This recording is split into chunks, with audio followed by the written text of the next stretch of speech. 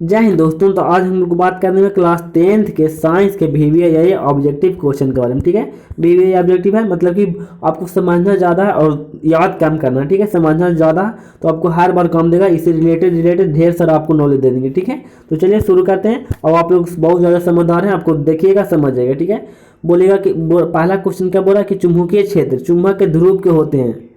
फिर से सवाल पढ़िएगा, फिर से समझिएगा। चुंबकीय क्षेत्र चुंबकीय क्षेत्र चुंबक के ध्रुव के होते हैं। अब देखिए, नहीं समझ में आया तो एगो मान लीजिए चुंबक पढ़ लें। ठीक है, अब दो गो ध्रुव है यहाँ पे, मान लीजिए ए ध्रुव है बी ध्रुव है। ठीक है, दो ध्रुव है। अगर चुंबक के बोला ध्रुव के होते हैं तो देखिए, एगो मान लीजिए कि यहाँ पे लोहा का टुकड़ा, एगो यहाँ पर है। अब बोलिएगा किसको ज़्यादा तीरेगा, चुंबक किसको ज़्यादा तीरेगा? भाई इसको ज़्यादा तीरेगा, आपको भी पता है तो बउआ बता देगा, तनी वो बउआ कर दीजिएगा, वो बता देगा। ठीक है, अगर एगो यहाँ पे दे देंगे तो किसको तीरेगा? यहाँ इसको तीरेगा भाई, ये छोटा दिए जिसको। तो कहने का मतलब कि जितना इस ध्रुव के नजदीक जगह उतना तीरेगा। तो बोले कि ध्रुवे पर रख ले है तो बताइए कितना तीरेगा? तो भाई सबसे ज्यादा तीरेगा, इससे ज्यादा कहीं पे तीर ही नहीं सकता है भाई, ध्रुव पर ही है। तो बोरा कि वही बोरा क्वेश्चन की चुंबकीय क्षेत्र, क्षेत्र मतलब ये समझ क्षेत्र ही है, ये क्षेत्र में ही रखा हुआ, ये भी क्षेत्र में रखा हुआ, तो इसी पर रख दिया, मतलब कि चुंबकवे पर रख दिया। बोला ध्रुव के होते हैं, मतलब ध्रुव पर होते हैं, ध्रुव के होते हैं, तो महत्तम हो जाएगा। ठीक है, ऑप्शन नंबर ए हो जाएगा, महत्तम हो जाएगा भाई, महत्तम। इससे महत्तम मतलब सबसे ज्यादा, इससे ज्यादा कहीं तीर ही नहीं सकता। यानी कि आप पहला ऑप्शन नंबर ए आपका बिल्कुल सही आंसर हो जाएगा। ठीक है, समझना, और नहीं समझना तो पीछे करके देख लेना। अब अगला देखिएगा कि प्रतिबिंब की ऊंचाई और वास्तु की ऊंचाई के अनुपात को क्या बोलते हैं? नहीं समझ में आया, कोई बात नहीं है।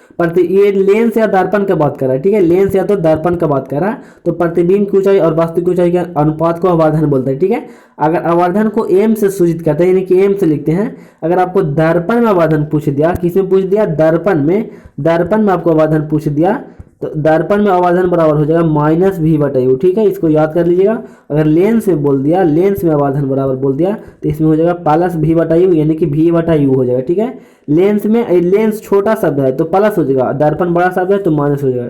ठीक है, तो इसका मतलब कि दूसरा का हो जाएगा आवर्धन, तो हो गया।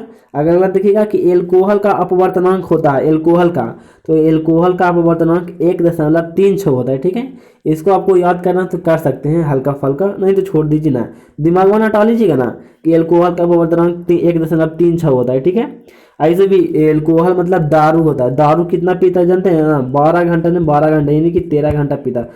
कोई भी तरीका लगा सकते हैं कि मतलब कि 1.36 होता है, तो आप कैसे भी करके याद कर सकते हैं। ठीक है, अब अगला सवाल देखिएगा कि नेत्र लेंस में समायोजन की क्रिया होती है। ठीक है, समायोजन की क्रिया होती है।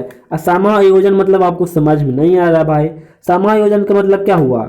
अगर आपको मतलब कि ज़्यादा लेंस फोकस दूरी की जरूरत है, कहने का मतलब देखिएगा कि बोला नेत्र लेंस का समायोजन की क्रिया कौन सा करता है? मतलब कि अगर आपको नेत्र लेंस की क्षमता को बढ़ाना है या तो घटाना है, तो उसको नियंत्रण कौन करेगा? फोकस दूरी को बढ़ाना है या घटाना, तो उसको नियंत्रण कौन करेगा? तो सिलियरी मांसपेशिया करता है। ठीक है, सिलियरी पेशिया द्वारा होता है। ठीक है, तो नेत्र लेंस में समायोजन की क्रिया होती है तो सिलियरी पेशिया द्वारा होती है। ठीक है, समझ लीजिए ना कि अब वो मतलब कि आप दूर देखते हैं तो कैसे दूर देख लेते हैं? कभी भी देख लेते हैं, कभी दूर देख लेते हैं, कभी कुछ देख लेते हैं। तो सिलियरी पेशिया इसको नियंत्रण करता है। आपको दूर देखना है तो उसका फोकस दूरी को चेंज कर देगा, धीरे देखना है तो फिर से चेंज करेगा, अंधेरा में देखना है फिर से चेंज करेगा, इंजोरा में ज़्यादा देखना है फिर से चेंज करेगा। मतलब सारा चेंज करने का प्रयास सिलियरी मांसपेशिया करता है। ठीक है, तो ऑप्शन नंबर है आपका ये बिल्कुल सही आंसर हो जाएगा, सॉरी सी बिल्कुल सही आंसर हो जाएगा। ठीक है, अब अगला क्वेश्चन देखिएगा कि प्रत्यावर्ती धारा की आवृत्ति होती है। प्रत्यावर्ती मतलब क्या हो गया, समझ है ना? इसको इंग्लिश में क्या बोलते हैं? अल्टरनेटिंग करंट, यानी कि एसी हो जाएगा। ठीक है, एसी हो जाएगा। और जिस धारा पूछेगा यानी कि डीसी हो जाएगा, डायरेक्ट करंट। ठीक है, तो एसी प्रत्यावर्ती धारा की आवृत्ति होती है तो 50 एचजेड होती है। ठीक है, जो इंडियन बनता है उसका आवृत्ति 50 एचजेड होता है। ठीक है, तो ऑप्शन नंबर ए आपका बिल्कुल सही आंसर हो जाएगा। इसको याद करना तो कर लीजिएगा। ठीक है, ये सीधा सीधे यादें करने वाला है। एजेड की आवृत्ति का ये से मतलब होता है एच डेड। ठीक है, एच डेड, इसको हार्ट जो बोलते हैं। अगला देखिएगा कि फैराडे एक वैज्ञानिक था। फैराडे ने बहुत सारे क्रांतिकारी खोज किए थे। मतलब सही में किया होगा, क्रांतिकारी खोज मतलब कि कुछ जिसका बहुत ज़्यादा ज़रूरत था उसको खोज किया, जिससे क्रांति हो गया। ठीक है, खोज किए, जिनमें कौन कौन से खोज किए थे? ऑप्शन नंबर ए में दिया विद्युत चुम्बकीय प्रेरण का खोज किए थे, प्रेरणा इसमें दिया, विद्युत अपघटन के नियम के खोज किए थे, ठीक है। तो ये दोनों का खोज किया था, ठीक है, ये दोनों का खोज किया था। तो यानी कि ऑप्शन नंबर बी सी हो जाएगा, ए और बी दोनों। याद करना तो याद कीजिए, नहीं तो आपको ये वाला याद कर लीजिएगा कि विद्युत चुम्बकीय का खोज किसने किया था, तो फराडे ने किया था, ठीक है। बस इतना तो कर सकते हैं ना, और ऐसे भी आप लोग बहुत इंटेलिजेंट है। अगर देखिए किसी धारावाही परिनालिका में, सवाल को समझिएगा ज़्यादा, किसी धारावाही परिनालिका में के भीतर बिंदुओं पर चुंबकीय क्षेत्र होते हैं। देखिएगा परिनालिका मतलब क्या हो, एक अब तो चुंबक जो बनता है कुछ क्या क्या बनता है, पहले जो बनता था एक मतलब कि काला रंग का होता था उसमें, अब जो बनता है ना चुंबक वो मतलब कि उसमें लाइन दीजिएगा ना तो काम करेगा और नहीं दीजिएगा तो काम नहीं करेगा, मतलब बहुत अजीब ढंग का है भाई। तो वही वही उसी के बारे में बात कर रहा है। धारावाही मतलब धारा से जो चलने वाला चुंबक है, उसके भीतर जो होता है वो बोल रहा है कि भीतर चुंबकीय मतलब कि भीतर सभी बिंदु पर चुंबकीय क्षेत्र होते हैं। ऑप्शन नंबर ए में समान होते हैं या असमान होते हैं, ठीक है, यही दो पे फोकस कीजिएगा। तो अगर मतलब कि चुंबक जो लाइन से चलने वाला चुंबक है उसके कोई भी बिंदु पर चुंबकीय क्षेत्र उठा लीजिएगा ना, कोई भी बिंदु पर तो एकदम समान ही मिलेगा। अगर नापिएगा तो यहाँ पे कहीं किसी जगह पर समान रहेगा, ठीक है। नहीं तो भाई अगर कभी कभी क्रेन उठाएगा चुंबक से इधर किनारा में लटकल तो छूट जाएगा, नहीं, जितना बीचे में रहेगा जितना किनारा में ही रहेगा, ठीक है। तो यानी कि समान होता है, क्या होता है, समान होता है सभी बिंदु पर, लाइन से चलने वाला चुंबक के लिए बता रहे हैं, ठीक है। यानी कि यही वाला धारावाही वाला। अगला देखिएगा कि स्पेक्ट्रम प्राप्त करने के लिए किसका उपयोग होता है। स्पेक्ट्रम मतलब नहीं समझे, जो किरण को 7 भागों में बांट देता है भाई, तो प्रिज्म का, यार क्या मजाक है, प्रिज्म का उपयोग करते हैं आप लोग, ठीक है। तो ऑप्शन नंबर आपका डी बिल्कुल सही आंसर हो जाएगा, स्पेक्ट्रम प्राप्त करने के लिए प्रिज्म का उपयोग करते हैं। अगला सवाल देखिएगा, क्वेश्चन नंबर 9 देखिएगा, पूरा रेटिना पर किसी वस्तु का उल्टा और वास्तविक प्रतिबिंब किसके द्वारा बनता है।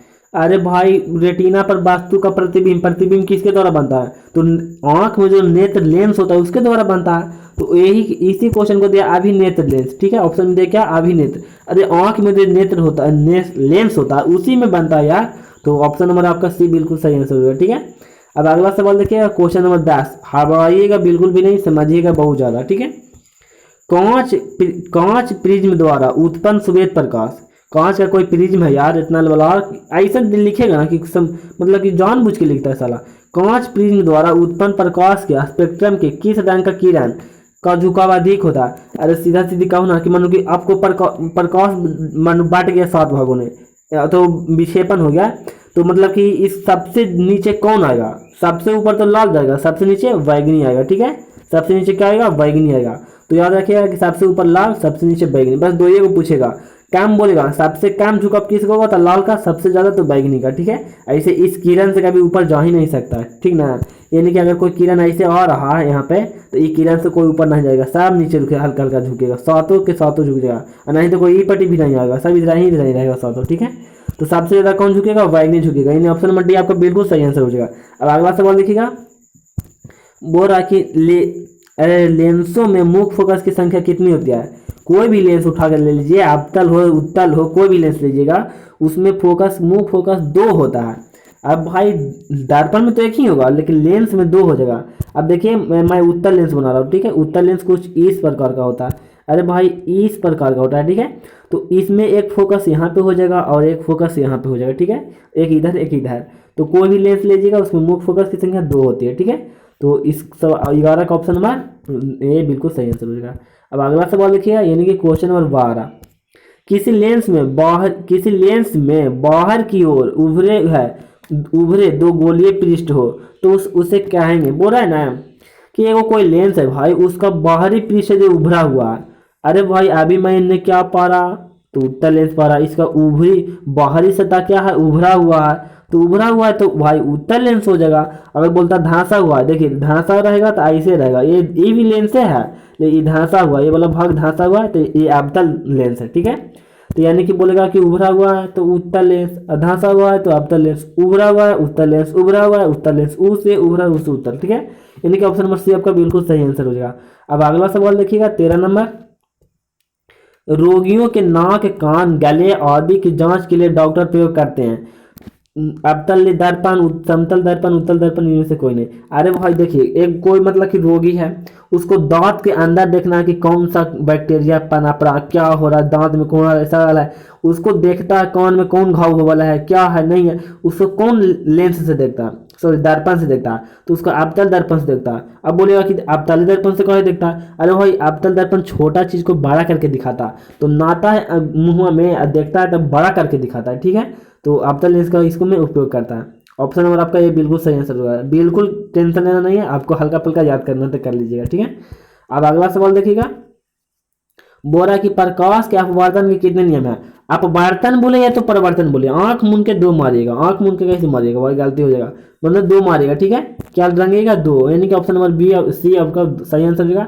परिवर्तन का नियम पूछे या तो अपवर्तन का नियम पूछे, दोनों का दो दो नियम है, ठीक है, और दोनों का सेम ही नियम है, खाली उसमें आपतित किरण का हल्का सा चेंज होगा, ठीक है। अगला देखिएगा कि बिजली के फ्यूज का तार होता है। अरे भाई फ्यूज नहीं देखे, जो शीशा के होता है उसमें एक अंदर से कॉपर मतलब कि तांबा के तार से सटा होता है, ठीक है। तो बिजली के फ्यूज होता है जो तांबे का बना होता है और टीन का भी बना होता है, ठीक है। तो जो शुरू लाते हैं टीन ही का होता है, लेकिन खराब हो जाता है तो उसको हम लोग तांबा दे देते हैं, क्योंकि हम लोग बिहारी है ना। तो तांबे को होता है, तो टीन और तांबा दोनों का हो जाएगा, ठीक है। ऑप्शन नंबर सी हो जाएगा, क्योंकि बिहार एक जुगाड़ू प्रदेश है, रहेगा कुछ है उसको बना देगा कुछ, ठीक है। तो 15 का ऑप्शन नंबर सी हो जाएगा। अगला देखिएगा कि जिन पदार्थों से विद्युत प्रवाह आसानी से नहीं होता। अरे भाई सीधा सीधे बोलो ना कि कोई मतलब कि तत्व है उससे विद्युत प्रवाहित नहीं हो रहा, तो उसको क्या कहेंगे, तो इसको विद्युत रोधी कहेंगे। क्या कहेंगे, विद्युत रोधी। जिससे चलिए जाएगा तो इसको विद्युत चालक ना बोल देंगे, लेकिन जिससे नहीं जाता यानी रुकावट उत्पन्न करता है उसको क्या कहेंगे, विद्युत रोधी। तो आज के लिए इतना ही, मिलेंगे कभी और, तब तक के लिए जय हिंद।